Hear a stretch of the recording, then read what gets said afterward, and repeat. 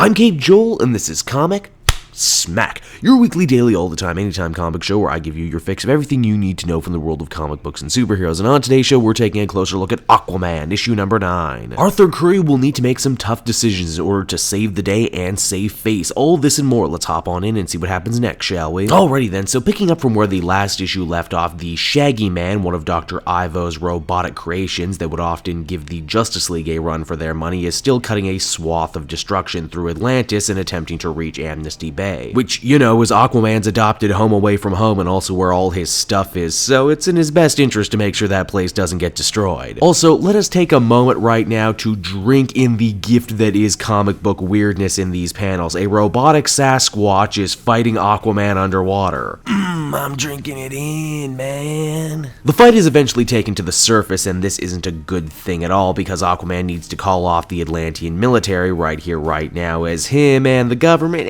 they're not exactly seeing eye to eye right now when any Atlantean military action on the surface could be gleamed as an act of war. Speaking of Atlantis and politics, for a second there we check on back with Mira at the Widowhood attempting to learn of Atlantis' history, even though Mira pretty much says that this is all bunk. In fact, as the reader, we wonder along with Mira how such an out-of-touch organization as the Widowhood could even stick around. And then we find out they're actually privy to a lot of very important information. In fact, they oversee pretty much all Atlantean intelligence. Oh, that's why. Yeah, well, they may not look at these ancient geriatric fishwives actually hold a fair amount of political power in Atlantis. Go figure. Now back with Aquaman, he is unfortunately getting his green and orange bell rung by the Shaggy Man. Again, I can't stress enough that even though the Shaggy Man might not look like much, this is a guy that's fought the entire Justice League to a standstill once or twice before. And speaking of the Justice League, Merc, Aquaman's closest associate, says, hey, why don't you call in the Justice League on this one? Surprisingly, Arthur doesn't want to because, well, he's scared, but more than that, he's ashamed. After his last run-in with Superman, Arthur feels like he can't reach out to the Justice League. Also, after what happened with Superman 2, this is kind of a macho pride thing for Aquaman as well. He needs to prove to his people and to the people of Amnesty Bay that they are all safe under his watch. That all being said, looking at his Justice League ID card does manage to give Aquaman a cool ID, and that is if he can't beat the Shaggy Man, he can at least transport the Shaggy Man. Aquaman essentially offers up his own body to the meat grinder just to get close enough to the hairy freak so he can plant his Justice League card on him and then activate it to teleport him away into the stratosphere. Arthur wins the day, but as the comic ends, the very wary king ends up crashing under the weight of all of his injuries. All in all, Aquaman number 9 was a cool, straightforward little issue that once again offered us up an Aquaman with a great deal of turmoil that he's trying to work through when every action he makes as a king and as a superhero could be seen as an act of aggression. This is a hero trying to serve a number of different masters all at once while also feeling that he's not quite accepted by the hero community as he used to be. He does a dumb, needlessly pig-headed thing in trying to settle the situation on his own, and he pays for it almost instantly. I'm also really digging the stuff with Mira right now. Her story is basically saying, look, I want to love and respect my husband's culture and everything, but some of it seems kinda stupid. In fact, some of it seems useless. Overall, I feel comfortable giving this one a 7.5 out of 10. Good stuff. Hey everyone, thanks so much for watching my newest video. I hope you enjoyed it, and while you're here, why not check out another video I have on offer, or